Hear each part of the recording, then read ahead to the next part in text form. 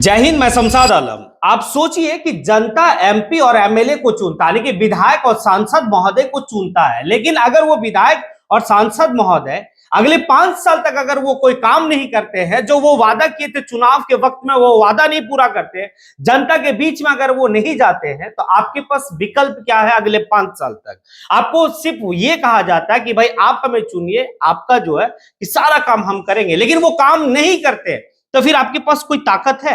हाँ, आप इंतजार करते हैं अगले 5 साल के लिए, सिर्फ आपके पास यही है और दूसरा कोई ताकत नहीं है। आज इसी के बारे में बात करेंगे और एक ऐसा नेता जो राज्यसभा में इस मुद्दा को उठाया कि आखिर जनता जो है कि एमपी एमएलए को चुनती है, उसके बाद अगले 5 साल तक अगर वो एमपी एमएलए काम नहीं करती है, तो जनता के पास कौन ताकत है? कोई ताकत दिया है? तो चलिए समझिए बात को। दरअसल बात यह है कि आम आदमी पार्टी के राज्यसभा सदस्य यानी कि राघव चड्ढा जो है कि भाई राज्यसभा में एक मुद्दा को उठाया कि जिस तरह से जनता के पास जो है कि राइट टू इलेक्ट है, उसी तरह से जो है कि भाई राइट टू रिकॉल का जो है कि होना चाहिए, राइट टू रिकॉल होना चाहिए। अब देखिए एक बात को समझिए, राइट टू रिकॉल का मतलब क्या है? अगर आप किसी एमपी को चुनते हैं या एमएलए को चुनते हैं, विधायक और सांसद महोदय को चुनते हैं, अगर वो अगले 5 साल तक कोई काम नहीं करता है, अगर जो है कि ऐसा लगता है कि भाई ये जिसको हम चुने हैं, जिस लिए चुने वो नहीं काम कर रहा, तो फिर आप राइट टू रिकॉल कर सकते हैं। राइट टू रिकॉल का मतलब है कि फिर से जो है कि वोटिंग होगा कि क्या इसे रहना चाहिए या नहीं रहना चाहिए। ये वाला जो है कि प्रोसेस भाई आम आदमी पार्टी के राज्यसभा के सदस्य राघव चड्ढा जो है राज्यसभा में उठाए। काफी जो है कि तर्क के हिसाब से उन्होंने जो है कि भाई आसीन पे बैठे सभापति को अपने और ध्यान आकर्षित करवाया इस मुद्दा को लेकर। और मुद्दा भी इतना आम मुद्दा है, लेकिन बड़ी मुद्दा है। एक बात समझिएगा, आम आदमी के लिए यह मुद्दा है, क्योंकि क्या हमारे पास ताकत है? हम किसी ऐसे व्यक्ति को चुन दिए जो उस वक्त में काफी लंबी चौड़ी भाषण दिया था कि आपके लिए ताजमहल बना देंगे, आपके लिए या कर देंगे, लेकिन पता चलता है कि वो व्यक्ति अगले 5 साल तक तो नजर ही नहीं आया। जनता के लिए काम क्या करेगा? क्योंकि आप देखते होंगे कि आपके गांव में ऐसा होता होगा कि जब एमपी और एमएलए का चुनाव होता है तो उस समय नेताजी आते हैं और आने के बाद जो है कि कई सारा वादा करते हैं। वादा ये होता है कि आपके गांव में बिजली 24 घंटे रहेगा, आपके यहां सड़क नाली ये सारा व्यवस्था होगा, लेकिन पता चलता है अगले 5 साल तक बिजली का कंडीशन क्या रहता है? फिर हमारे पास कोई पावर है? हाँ, बस इंतजार करता अगला चुनाव आएगा। क्यों इंतजार करेंगे? हमारे पास रिकॉल का जो है व्यवस्था होनी चाहिए था। राइट टू इलेक्ट है तो राइट टू रिकॉल होगा।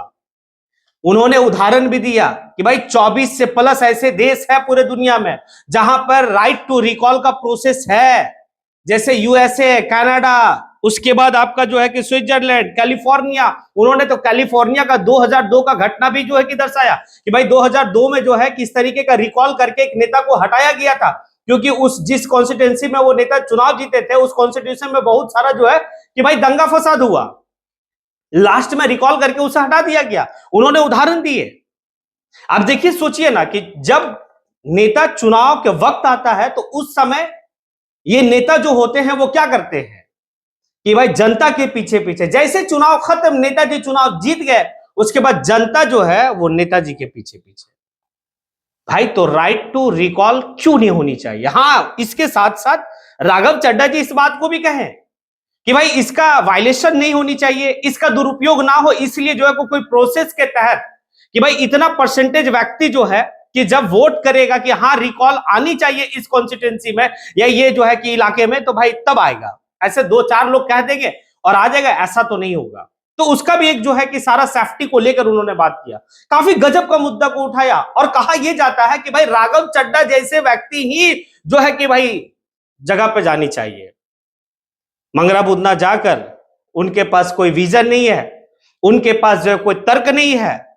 इसीलिए कहा जाता है कि पढ़े लिखे लोग जब पार्लियामेंट में जाते हैं, पढ़े लिखे लोग जब विधानसभा में जाते हैं, तो भाई आम आदमी के लिए मुद्दा उठाते। ये कितना तगड़ा मुद्दा है। हालांकि जो है कि लोगों को थोड़ा सा समझने में वक्त लगेगा, लेकिन अगर राइट टू रिकॉल का अगर प्रोसेस इसी हिंदुस्तान में लागू हो जाए ना, तो फिर हिंदुस्तान को सोने का चिड़िया बनने से कोई नहीं रोक सकता है।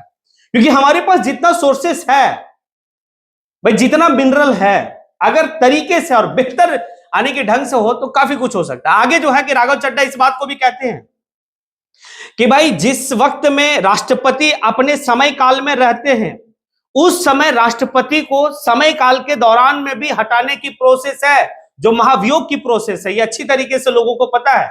अब बताइए कि भारत के राष्ट्रपति को जो है कि उनके मतलब उनके समय काल के दौरान में ही हटाया जा सकता है, तो फिर एक एमपी और एमएलए को क्यों नहीं हटाया जा सकता है उनके समय काल का? क्यों हम 5 साल तक वेट करते हैं कि अगर 5 साल आएगा तब उसको जो है कि भाई चुनाव का मतलब वोट का चोट देंगे? उससे पहले हमारे पास कोई हथियार है? उससे पहले हमारे पास कोई ताकत है? कुछ ताकत नहीं है हमारे पास, सिर्फ जो है इंतजार करने के सिवा कुछ नहीं है।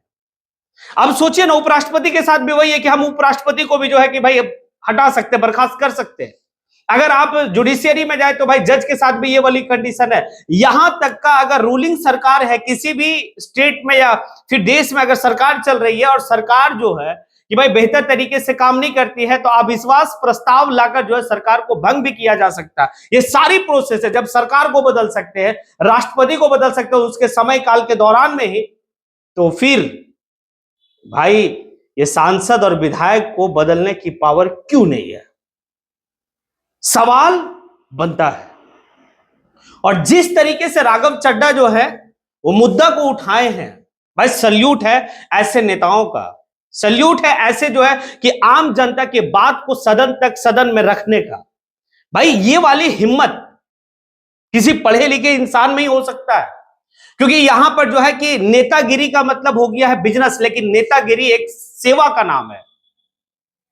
अगर ये नेतागिरी पढ़ाई से, अगर नेतागिरी जो है कि भाई ये बिजनेस का होता तो पढ़ाई इसमें जरूर इंक्लूड होता, लेकिन नहीं नहीं नहीं, ये नेतागिरी बनना, एमपी एमएलए बनना, ये सेवा का एक चीज है, लेकिन इस हिंदुस्तान में नहीं, बस जो है मेवा खाने का प्रोसेस है।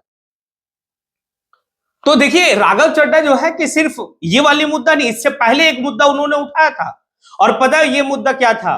कि एयरपोर्ट में जो समोसा 250 रुपया में 2 समोसा मिला करता था, चाय जो है 150 रुपया में मिला करता था, पानी का बोतल जो है कि 10 रुपया वाला 20 रुपया वाला पानी बोतल 200 में मिला करता था, जो चाय की कीमत 10 रुपया होनी चाहिए वो चाय जो है कि भाई 150 मिलता था, कॉफी 150 मिलता था। इसका जब मुद्दा को उठाया, भाई आज एयरपोर्ट पे आप चाय 10 रुपया में पी सकते हैं। तो ये जो बात है ना, थोड़ी सी समझने वाली बात है कि आप पार्लियामेंट में मुद्दा उठाते हैं, चाहे वो राज्यसभा हो या लोकसभा हो, कहीं भी आप मुद्दा उठाते हैं, सरकार उस मुद्दा पर कितना गंभीर है और सरकार के साथ साथ जनता जो है उस मुद्दा को लेकर कितना गंभीर है, यह बड़ा दिलचस्प होता है। इस मुद्दा को लेकर मैं स्पेशल कह रहा हूं कि राइट टू रिकॉल का जो उन्होंने जिक्र किया है राज्यसभा में, राघव चड्ढा जी, भाई फिर से सल्यूट है, क्योंकि जनता के पास राइट टू इलेक्ट है, चुनने का अधिकार है, भाई हटाने का अधिकार नहीं है। फिर हमें इंतजार करना होता है कि अगले 5 साल जब चुनाव आएगा तब नेताजी को सबक सिखाएंगे। तब तक नेताजी इतना पैसा, अकूत संपत्ति इकट्ठा कर लिए हैं कि चुनाव के वक्त में सिर्फ पैसा पे ही खेला होता है। तो क्या लगता है आप लोगों को, राघव चड्ढा जी के द्वारा जो भी ये मुद्दा उठाया गया राइट टू रिकॉल का, अगर जनता के पास राइट टू इलेक्ट है तो राइट टू रिकॉल का जो है बात होनी चाहिए, क्या लगता है आपको, होनी चाहिए? अगर लगता है हाँ कि राघव चड्ढा जो है कि एक बेहतर पॉलिटिशियन है, एक बेहतर मुद्दा को हमेशा उठाता है और ये मुद्दा काफी जो है कि हिंदुस्तान के लिए इंपॉर्टेंट है, तो फिर आप कमेंट बॉक्स में आके कमेंट जरूर करें। इसी के साथ मैं अपनी बात को यहीं पे समेटता हूं। जय हिंद।